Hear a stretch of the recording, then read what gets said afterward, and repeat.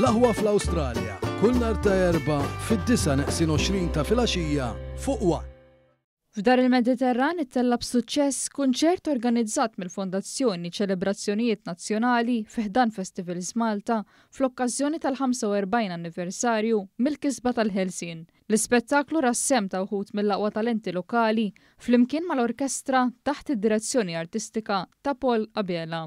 Uħud mill-kantanti kienu jinkludu lil-Mary Spiteri, Ludwig Gallia, Jasmine, Dario Bezzina, Jay Enfield, Jade, Tiziana u Klinsman Koleiro.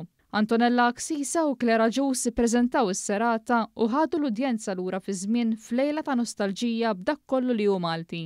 L-artisti ppreżentaw lejla ispirata minn lista tal-aqwa 20 kanzunetta tas-sebgħinijiet f'pajjiżna li kienet ġiet ippreżentata mix-xandar Michael Laws flimkien ma' diversi kanzunetti Maltin. Is-serata kienet ċelebrazzjoni mhux biss tal-ħelsien imma ta' diversi elementi marbutin ma' aspetti ta' pajjiżna.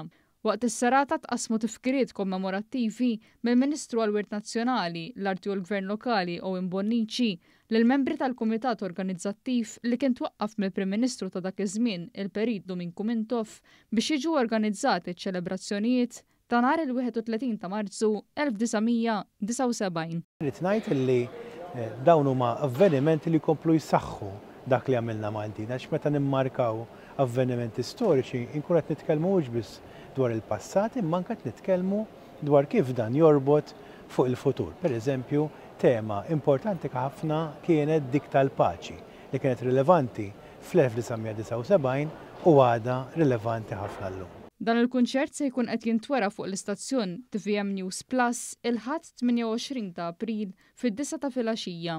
Iċ-chairperson ta' Festivals Malta, Aron Zara, qal kif issa tissok tal-ħidma biex f'Settembru li ġej jitfakkar is-60 sena minn meta pajjiżna kiseb l-indipendenza u mbagħad festa kbira wkoll nazzjonali feluq il-50 sena anniversarju ta' Malta Repubblika fit-13 ta' Diċembru li ġej.